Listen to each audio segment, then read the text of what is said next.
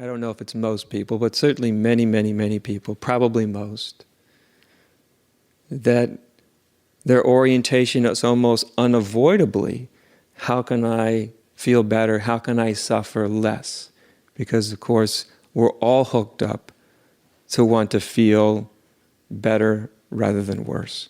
It's just the hookup of every single human being. Actually, every organism, is hooked up that way. You give it two options and it'll choose the option that feels good every time, by and large, or the option that it thinks will feel good.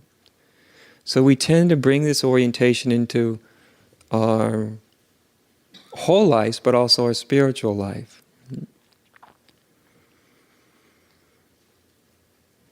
And of course, coming to some coherence, some harmony in our own personal psychology for any human being is important.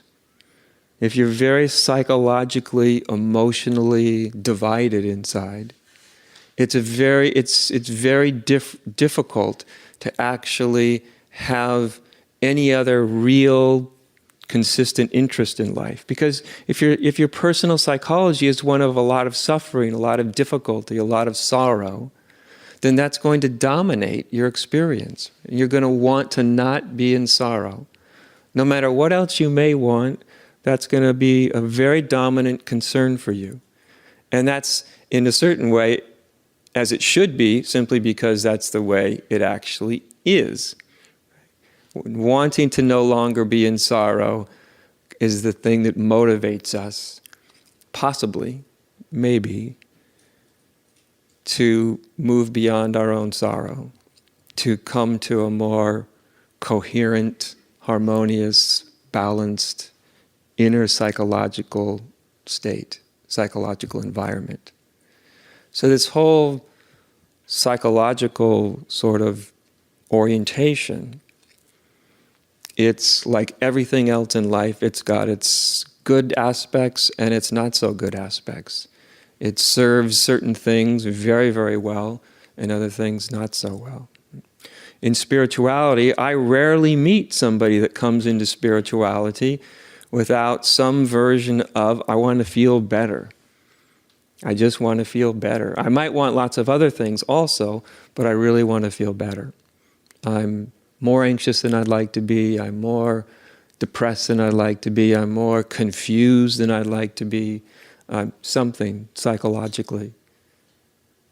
And maybe spirituality will help me out with that. And maybe it will. Maybe it won't. You never know.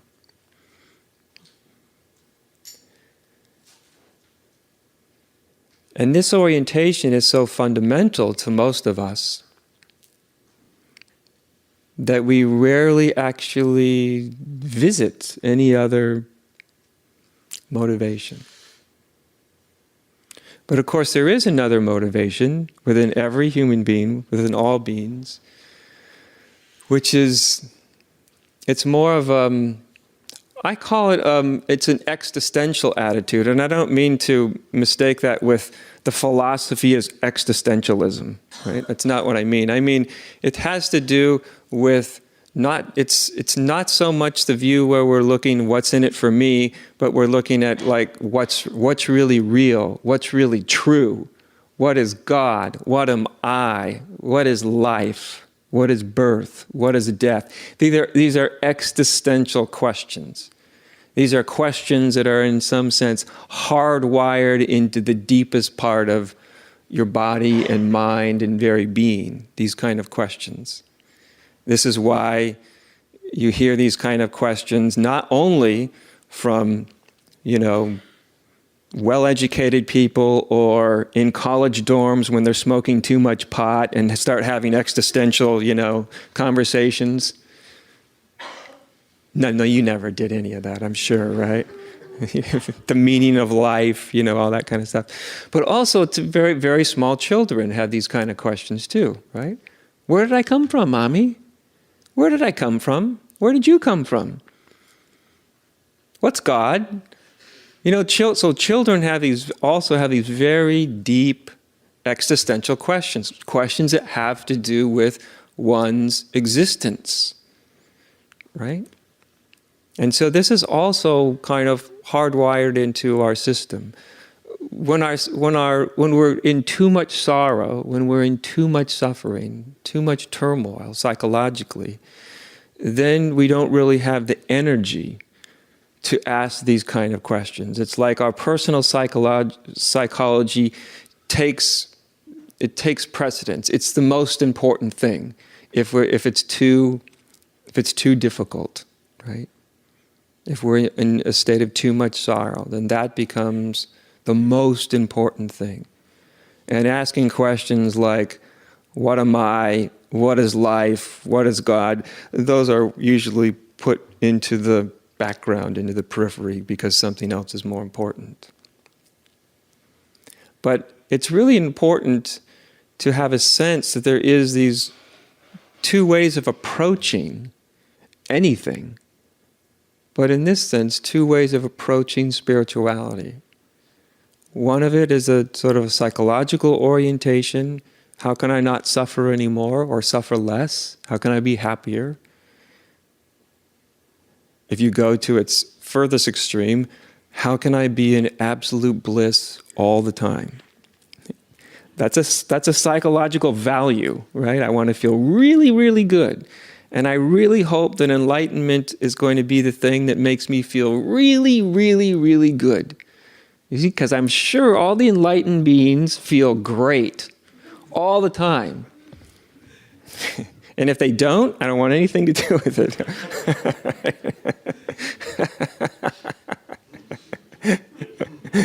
I'm exaggerating the point just so you get the message. It's often not quite that exaggerated.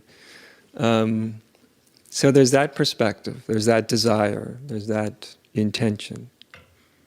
And then there's the intention that's connected with something that's in some ways might sound more adult, like what's the meaning of life, what's birth, what's life, what's death, what am I? These might sound like really adult questions, but actually they're really innate to us. Like I said, this is why children ask the same kind of questions.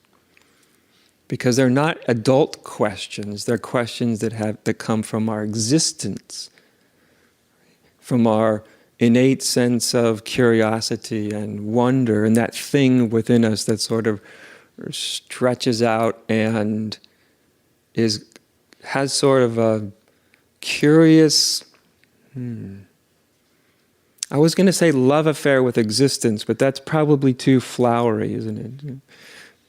It's not just it's a love affair with the questions about existence. Mm-hmm. And really the heart of spirituality, these are the kind of questions that it has to do with. This is what it's all this is the core of which it all orbits around. It's the deepest questions of existence.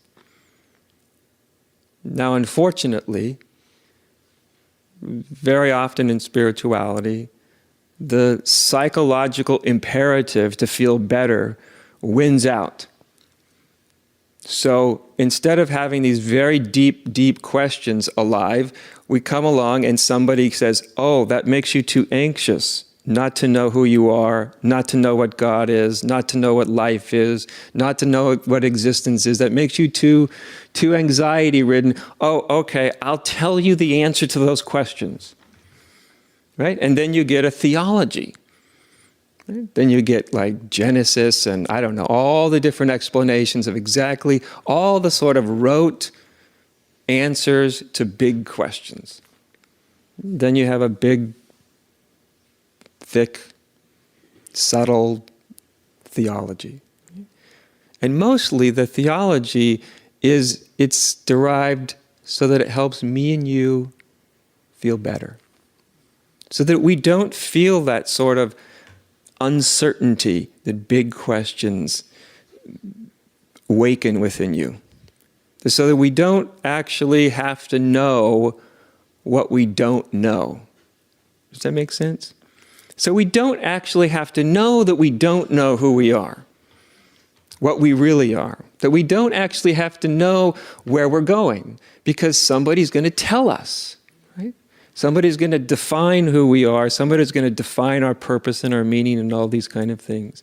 So that's usually where the philosophy gets built around And it happens because the psychological orientation says, well, those questions might be interesting, but they actually make me feel quite insecure, a little bit uncomfortable. They also may excite you with that sense of wonder and awe. But at the end of the day, our psychological self wants to feel secure. It wants to be told, everything's okay. Everything's okay. So there's these two, can you feel these two they're two motivations, right? They're almost like two different agendas, and they have different directions, different values. And as I said, it's not that one is better than the other, because if you ignore your personal psychology, especially if it's in a lot of sorrow, and a lot of suffering, a lot of confusion, you just ignore it to your own detriment. It doesn't help you to just simply ignore it.